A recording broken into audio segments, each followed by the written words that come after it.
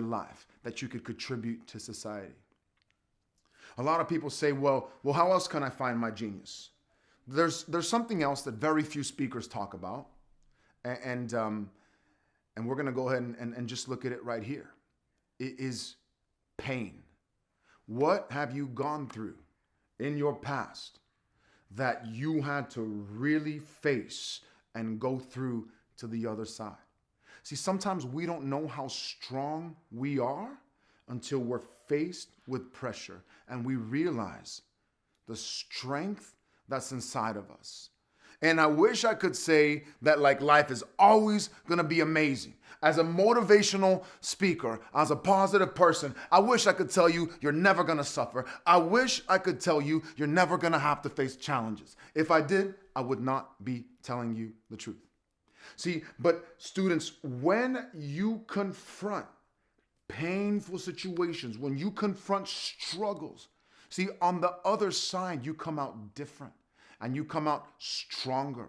Right now, the entire world, we're facing a very strange time. Your parents, your grandparents, you can ask them, none of us know how to deal with a pandemic. We're all finding our way through it.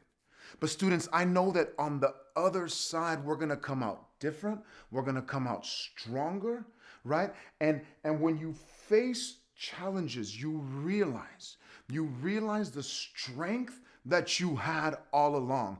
We never wish for obstacles to happen. We never wish for struggles to happen. But when they come, that is when your superpower rises to the occasion. See, I grew up in a place where there's not, at least at the time when I was growing up, there wasn't a lot of opportunities. There wasn't a lot of jobs, right? I had a challenge going through school, right? But I was able, as I was just trying to find my way. When I was going to school, school was weird. It was tough. I would get distracted. And in that process, as I was a student going into the higher levels, I said, you know what? I don't have to know everything. I just need to learn what's important to pass the test to get to the next level. And I had to learn a system how to take all of the hours of lecture and all of the readings and find a way to simplify it for my brain to pass. I was a struggling student. Now let me fast forward to today. Today, I'm not only a traveling speaker, I'm also a public high school teacher, right? And so I teach students. I've taught French. I'm teaching social studies. And in my classroom, I'm telling you this with a heart filled with gratitude. When we look at the scores, of other classes, my group usually has some of the higher scores. And I look at the other teachers I work with, brilliant, so smart. They're able to learn and do so much more than I feel like I ever can. But as I struggled as a student, I was able to learn and simplify and give that process to students.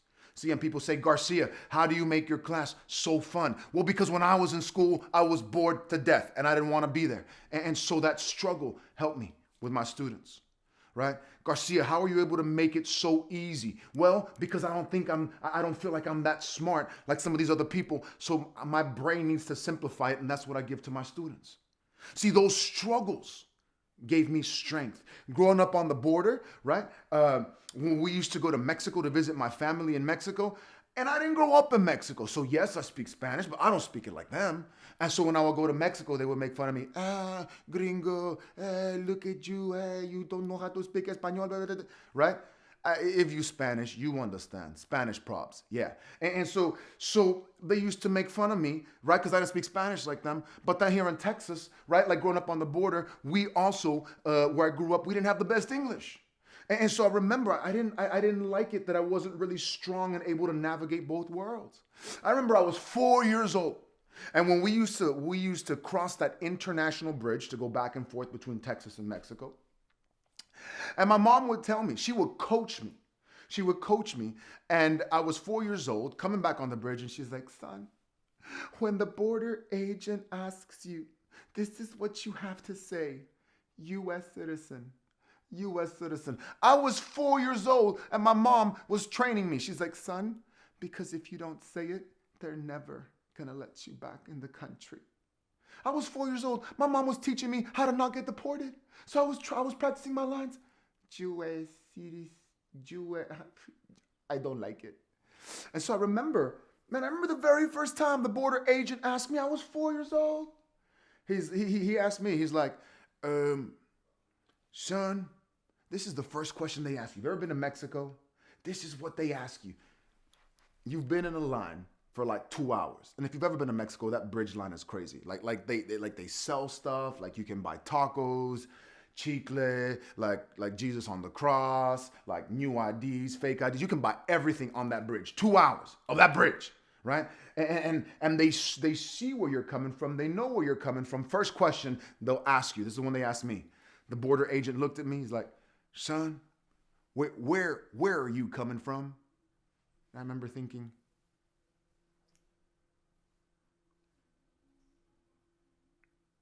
U.S. citizen.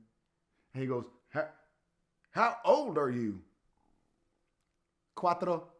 Do you speak English? Sometimes, right? I remember like this was the world I was at. And I told my mom, this is kind of weird. I don't like having to navigate two languages. I don't like having to navigate two worlds, right? I didn't like it. Let me fast forward to now. In my adult life, right? I'll be in Europe or I'll be in another country. I've been to every continent now, except for Antarctica. It's too cold. But I've been to every continent now. And like when I'm in Europe, there's many times where I have to go from an English brain to a Spanish brain to a French brain. And people are like, hey man, how are you able to do that so fast? Well, that was part of the struggle, right? When I grew up. And here's the thing, that's my story. That's my struggle. But you have yours. What is your genius? What is your superpower? Give yourself the gift of your strength. Because when you find your superpower, you are not subject to anybody's judgments and to anybody's perceptions of who you should be. See, students, let me drop some big knowledge on you. People do not judge you as you are. Nobody ever sees you as you truly are. People see us through the lens of their own perception. So whenever somebody says, bro, you're not good enough, what they really mean is I don't feel like I'm competent. And because that's how I feel, I want you to stay stuck with me. I don't think you can do that. What they really mean is we're scared that like that hasn't been done. We don't think you can. And that's when you can say, okay, that's what works for you. If it hasn't been done, I can be the first. See, when people look at you and they say, we think you're over the top, you could say, no. I'm over your top. See, because I'm operating in my own superpower and I have different limitations. See, it's not arrogant. It's truth. And we don't have to go around bragging like, oh, I'm so good at this. We don't have to do any of that. You just got to be you. Just be you.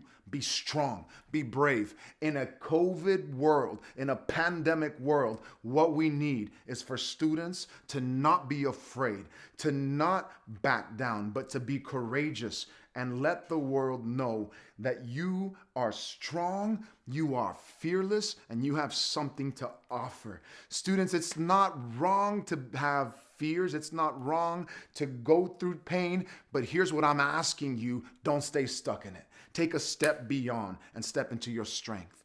All right, and that's the second thing that I want to get to today is finding your story. See, I talked about finding your superpower, finding your strength, but you also have to find your story. What is your story?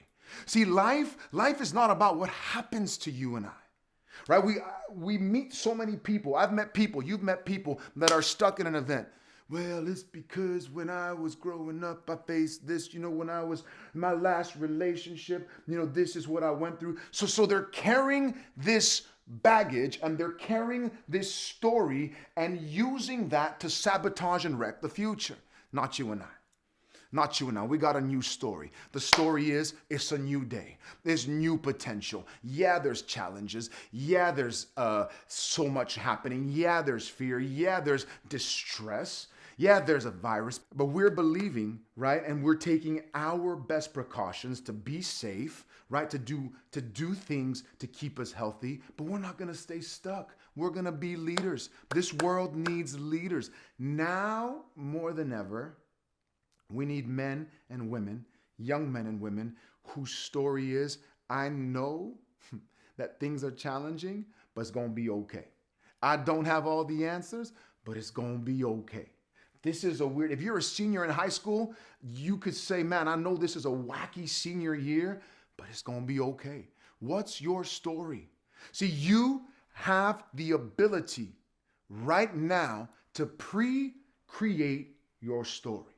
That's what positivity is, right? People think like being positive is just like, some people have this notion that, that positivity stuff is like, oh, I want like a car, and like I want like a beautiful like boyfriend or beautiful girlfriend, and I want a lot of money, and poof, it's gonna come.